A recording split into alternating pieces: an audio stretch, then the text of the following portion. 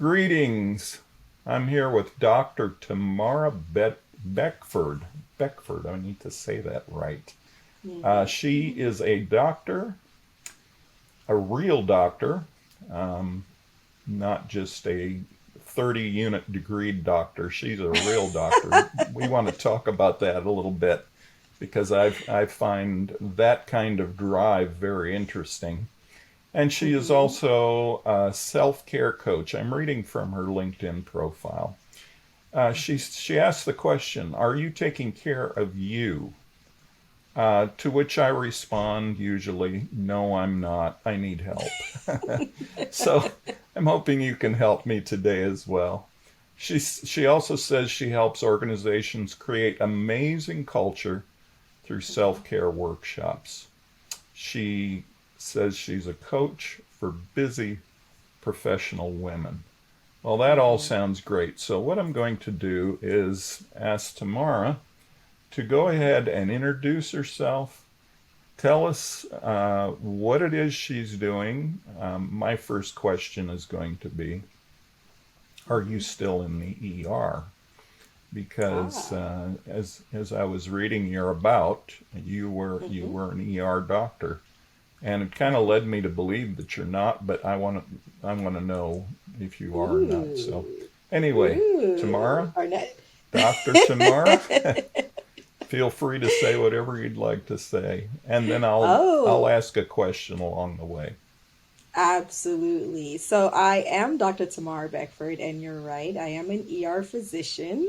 I am also a wife, a mother of two young, now becoming rambunctious because time flies. When I started on this journey, I had a 1.5 year old and a 3.5 year old, but now I have an Wow. almost four and now a six. Yeah, so now time has flown by, I should say.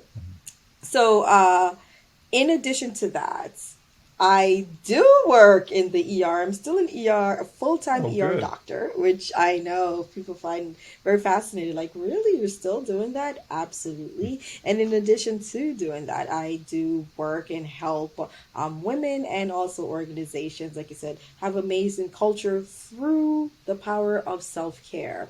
And it's interesting because whenever we think about self care, one of the first thing people are thinking about is spa days, manicures, and pedicures, which, yeah, that It's can part be of it. part of it. Yes. However, self care starts, of course, within, and it's aligning our mind, body, and spirit, and that's my definition of self care. So it's just how can we do that in order to better you as a person and also bring back through the layers of life.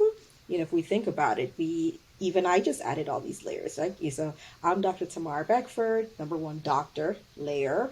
I am a wife, layer, mother, layer, of two young boys, Mm-hmm. but who is Tamara at the core? So that's self care, bringing out Tamara at the core and doing that through techniques and powerful workshops that can help individuals and organizations. That's what I do.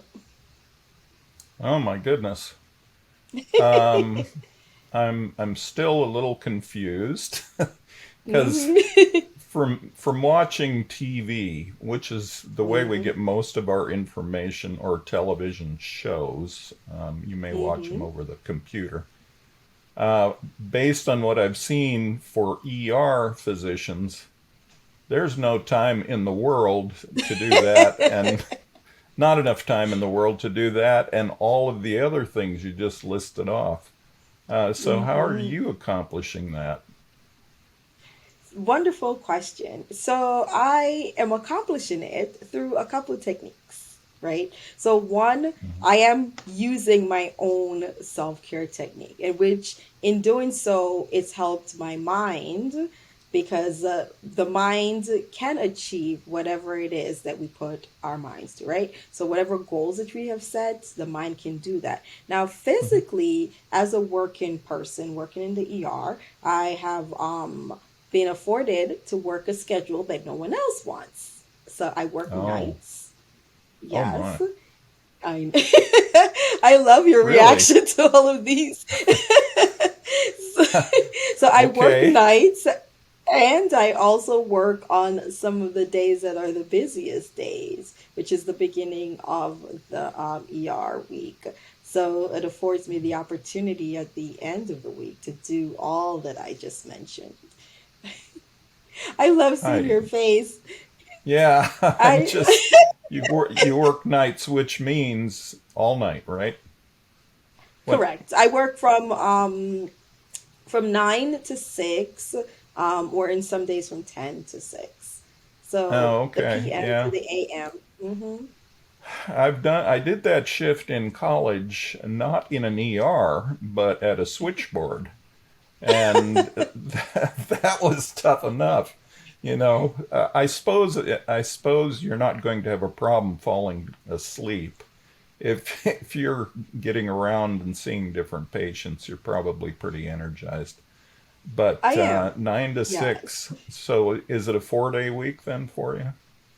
Well, it ends up being a 3-day week. So the Oh, a 3 day challenge week. the challenge with working the overnight is that it's 3 days on paper, but it really extends to like 4 days in reality, right? I'm going in on Mm-hmm. Sundays and I'm finishing on Oh, Wednesdays. oh, I Yeah. see. So on paper it So says are Sunday, Monday, Tuesday, but it ends in actually Wednesday morning. so then are the children in school, or Yes, they you are. said they're young?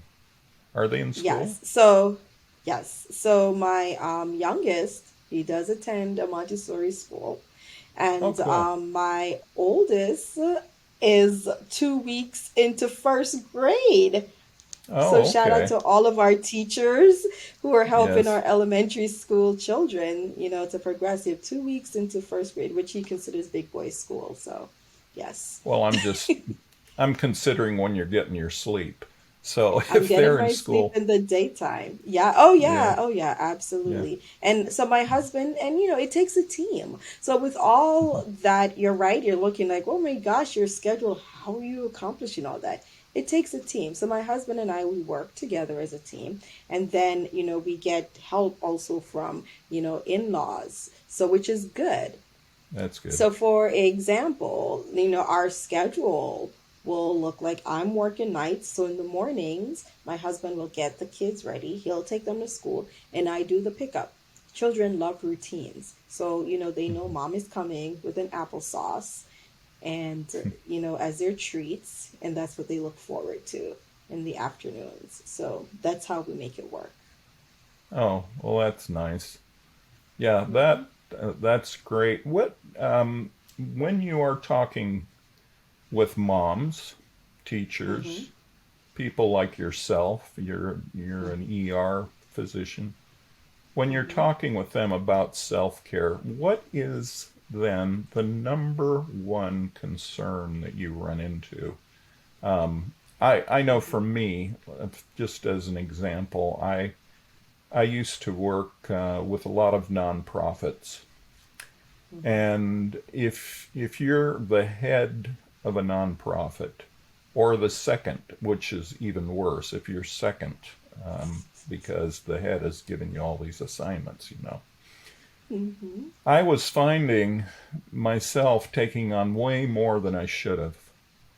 Hmm. And so what would happen, and it happened for a period of time, I would lose track of where I was and what time it was. Um, Hmm. I wasn't blacked out, but I had no memory of what was going on. I don't know if that's common or not.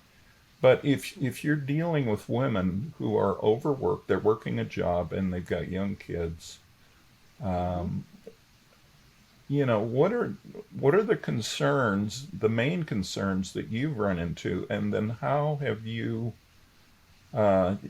can't do uh, this is just basically a description. You can't do a whole therapy moment here, but what are some of the ways that you counsel them? Just what should they be looking for? Absolutely. This is an excellent question because it's a question that really it transcends just our women, but just people period, because you're even able Hmm. to use yourself as an example.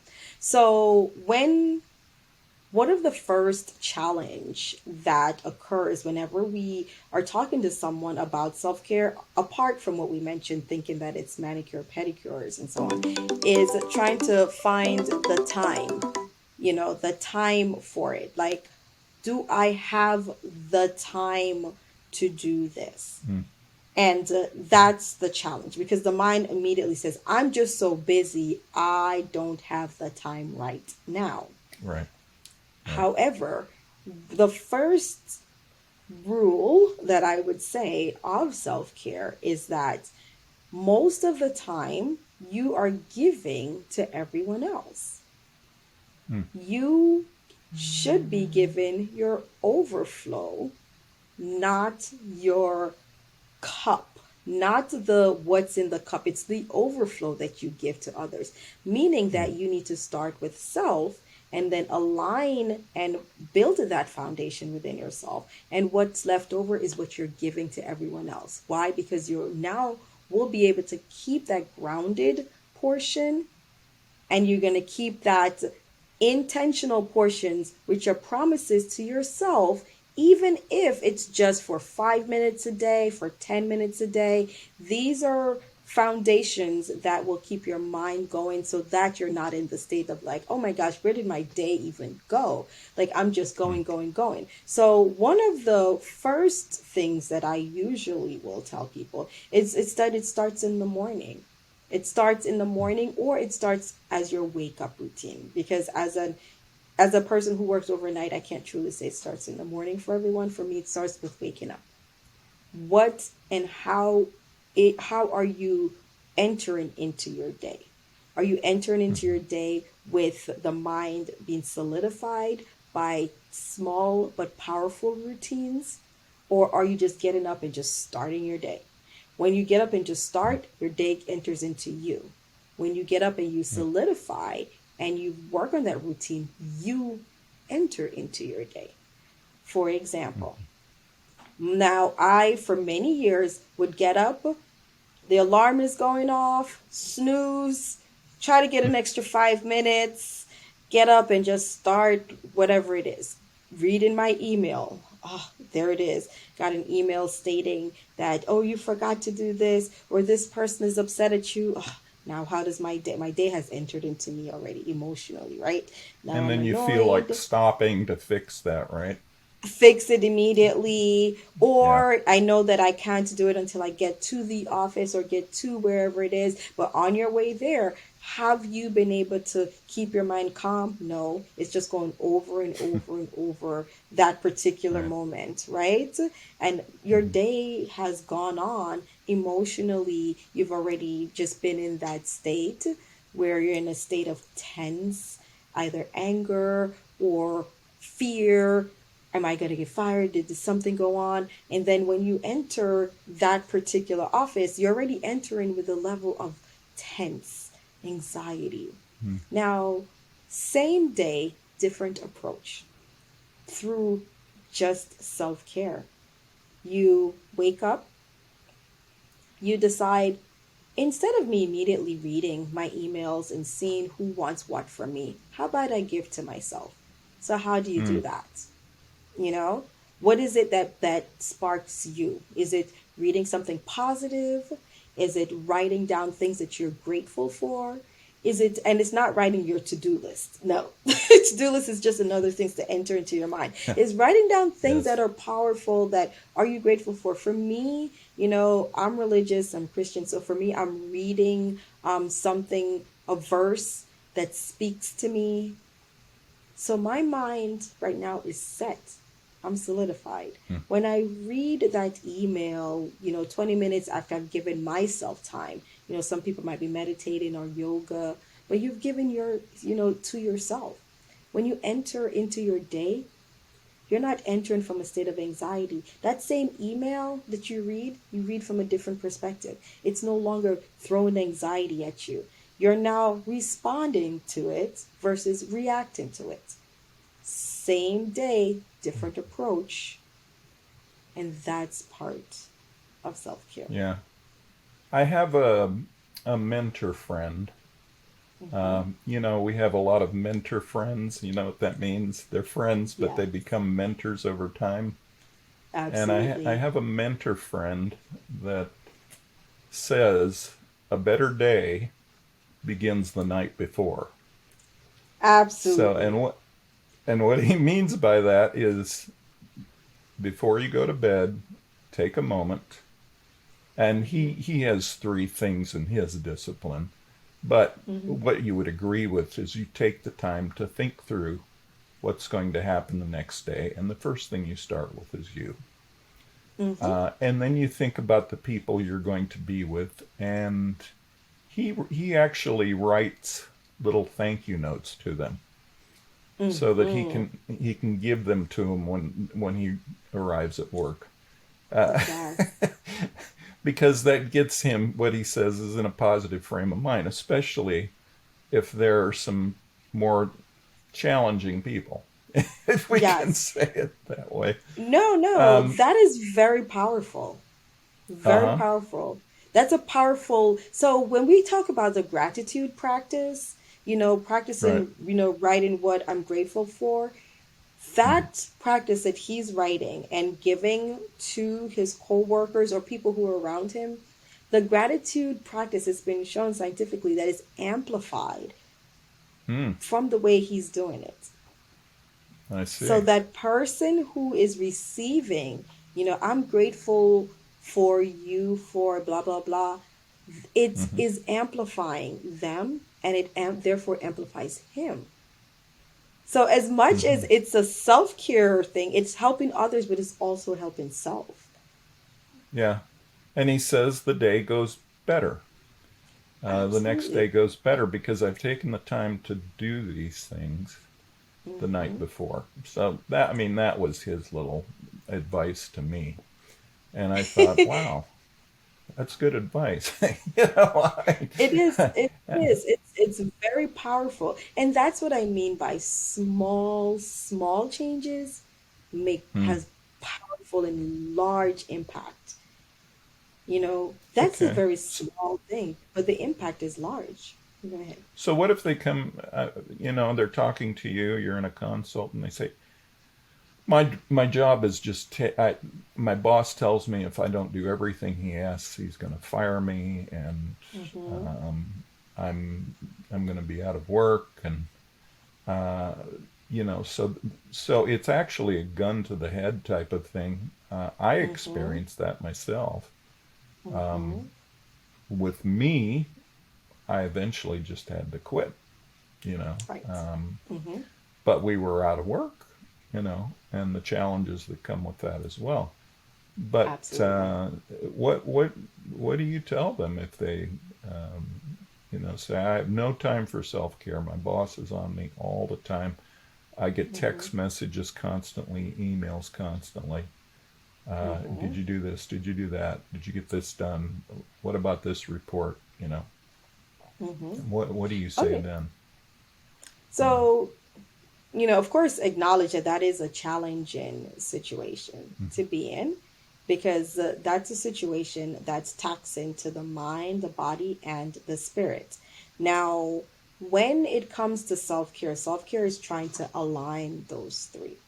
Now, Mm-hmm. if you have a situation where it's a work situation, what we've discussed prior are all the ways that you are working on self before you enter into work. Now, there's still also the Pareto's principle, right? The 20/80 principle. So Yeah. when you are given those 20% to yourself, you're going to be effectively able to do those 80%. However, if you immediately think that you do not have time for that 20% for yourself, you're going to be on that wheel. Because part of the effect of when someone is putting even negative pressure on you, a lot of negativity, the other half is how you respond to that. Mm. So, how you respond to that is everything that they're doing negative, or is everything that they're doing going to be perceived negative now that we're in that space? Once you work on self, then there's nothing stronger than being able to work on yourself mentally. And, for those who are listening, I'm not saying that you're weak for not doing this. We're just giving techniques to try to help you Right. through this, you know? So once you can work on yourself mentally, you can now respond from an area of clarity. Is this what I want? Or am I reacting to the situation? Once you can respond from that area with clarity, then you can make that decision. My decision from a position of clarity is to move on from this job. My position from a My decision from a position of clarity is to alter the way that I respond, and I will stop reacting to the situation.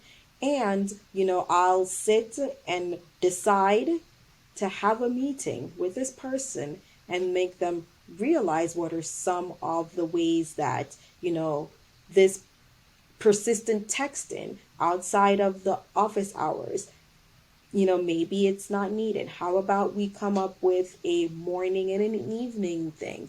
These are the tasks for the morning. These are the tasks for next day that that can be sent out so that we can organize ourselves, because once you can even get organized, then if your boss is able to help with that, productivity is going to go up. If you're consistently being interrupted, productivity goes down. Yeah, one But of the, yeah, go ahead. Go ahead if you need to yeah, finish but I your said, thought. but that's still, it's not easy to do. And I'm not saying that, oh, all you need to do is this. Absolutely not. you It's know, not. It's not. it's not. It's not. But it's a start to look at Yeah, things from an objective standpoint and make that decision from a not an emotional but a position of clarity. right. Well, here Hmm. is one of the things that I learned later. Hmm. I hesitate to say it because it almost adds more stress to the situation. But first of all, when I would go into a job, my thinking was, how do I become the best support for this supervisor or this boss Hmm. that I can be, and Hmm. gain equity, if I can say it that way, gain equity by being dependable, resourceful, and aligning. And this is the hard part because Hmm. everybody's got their hot button list, especially if it's a supervisor. You go down, they have these hot buttons that will trigger them. And so you kind of have to look and kind of keep track of the things that trigger them, and keep track of the things that they really appreciate, and Hmm. focus on that. Now, yeah, that's going to add a lot of stress if you're behind. If Hmm. the job you're doing is suffering because you become so stressed that you're not able to do it well. And Absolutely. this is this is something I've seen with a lot of people, Hmm. just in conversations, just little coffee chats here and there.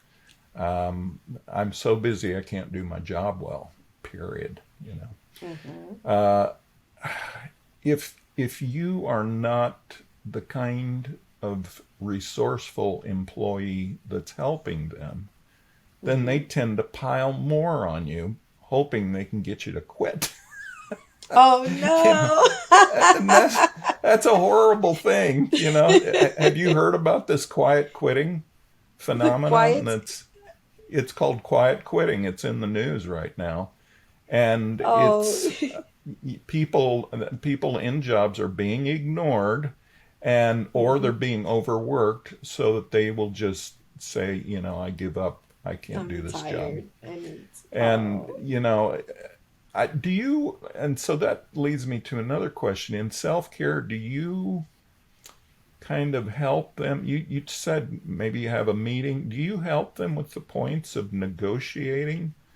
If they are able to get a meeting with the boss, do you then coach them a little bit on how they need to see the outcome of that meeting before there is an outcome. How that Absolutely. Yeah, A go lot ahead. of that is absolutely. A lot of that is within as we mentioned, it's really within your perspective of what it is that you would like to achieve. So when you are stepping in to those situations, into those meetings, you objectively, what is it that you'd like to achieve? And also objectively, how can doing this, if it's for a meeting for an organization, the organization is looking at their bottom line. How will this Exactly. help you? And that's exactly what we talked about with the persistent interruption. That will not help Mm, productivity. However, right. if you have, tasks to be done, and then also results and time frame for results, that will help. Now I know there are a lot of different styles of people who like to manage and they oversee. We have those who are just hovers, and then we have those who give I know hovers. tasks. Yeah, I'm And well then aware. yes, absolutely, and give time frame. But if there's anything that we've learned from the pandemic, is that Mm, for the time when people were working from home, where you could not physically hover, but you gave them hmm a task and things had to get done, they were able to do things in those I'm allotted on a times, call. right? So they got Right. things done in the allotted time, and if you gave them that opportunity. Now, one of the, even statistically, and I think it was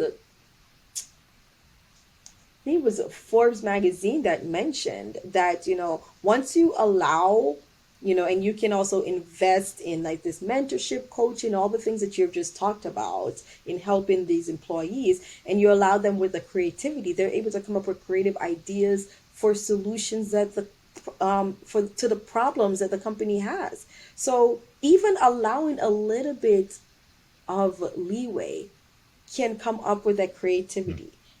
That person who you have and you're like, oh, they're always doing this. Maybe we can pull out some of their skill set and apply it to another portion of if you are a leader, apply it to another portion. If you are seeing this particular employee in a light that you're saying is not maybe not fit in this area, sit with them and find out what are their skill set, what are they trying to accomplish in life, what are their career goals, mm, what are some things that they feel like they're strong at, and you will be surprised that maybe they just mm. need to be shifted to another area. And not pressure out as you said with the quiet quitting, not Yeah. pressure out of the situation, maybe pull the skill set to another area. Mm, So yeah. absolutely. Well, it's a it is a challenging thing for a lot of people, and now um, Mhm. people have had the opportunity to work from home, Yes. and the bosses are saying, "Get back in the office." Hmm. Um, so you think I'm losing my earpiece here. Hmm. So I know of two Hmm. that because the bosses are saying get back in the office, they're thinking about quitting because the Hmm. bosses are hovering all the time. And I mean, And they have to sit and think. The boss is really, when you're within your organization, if you're having the employee return to work because that's the way we've always done it, yeah, the pandemic has had us sit and rethink, because the statistics also shows that you can save $11,000 per employee for having them work hmm half time at home and half time in the office. $11,000. hmm So yeah, think about that. think about it. I, it's kind of a no-brainer, right? You know, So if but if if they if they truly need to be there, like for example, I'm an ER doctor. yes, Come beautiful. on now, like Yeah, yes, I have to physically be there, right? But Yeah. Yeah. if I'm in a different profession where I did not physically need to be there, but we're having me show up just because that's the way we've often done it and we've always done it that way, then maybe we need to rethink and see. Hmm. Yeah. Well, Dr. Tamara, you are amazing. You're one of those people that I was reading your about section, and I guess you really struggled there for a period of time with the very things we're talking about, right? Absolutely. Do you want to share a little bit Absolutely. about that, to Yes. just so we have your journey from there to where you are now? Absolutely. So, as we mentioned, as an ER doctor, during the beginning of the pandemic, a lot of things changed. Hmm. Prior to that, all that I'm mentioning, the mindset, the getting up, the routine, I had none of that. I really was just getting up and just going to work. And even prior to becoming a mom, for the 10 years prior to that, it was getting up and just doing the daily routine and not feeling that I needed to take time to myself because I felt like, okay, I'll be fine. I'll be fine. I really don't need this. When the pandemic struck, of course, you reevaluate your life. As an ER doctor, the level of anxiety of this unknown virus that is now creeping over, it was kind of, if you really think about it, it was almost like a one of those horror movies, right? The dun dun dun dun, because okay, now it's in it's in the Asiatic countries, dun dun dun dun. Okay, now we heard there's one case now in the United States, dun dun dun dun. And it's just like it was just creeping, creeping, and creeping. So eventually, yes, we all had to deal with it because it's now spread. It wasn't an epidemic, now it became a pandemic. If we really sit and think about it, this in our lifetime, none of us has ever dealt with a pandemic. Right. And who is the first facing set of professionals are those of us who are within the healthcare field, paramedics, ER doctors. So we're dealing with this virus that we see is having a killing people through methods of breathing and so on. So the level of anxiety is high. And we're going to bring this home to my kids. I have a 1 year old. He just came out of the hospital for respiratory issues. Wow, what's going on? So I decided that, okay, something had to change. And that's when I started, joining communities, which is part of the whole spirituality, joining communities who are like minded people who are doing positive things and they're effecting change in a positive way. So I'm around positive people that helped to calm me down. Now, doing all the routines that I mentioned prior, that also helped to relax me, and then being able to use 2 to 3 years later, 2 years later, I'm looking and I'm realizing like, wow, I have changed, but in a way that has been transcended the prior 10 or so years before. And these were just very small, powerful techniques. What we just mentioned, gratitude, having a routine in the morning, giving at least 20 minutes to myself, even if it's just once a day, you know, and then entering into my day, responding, not reacting. Just these very, very small techniques has changed my life completely.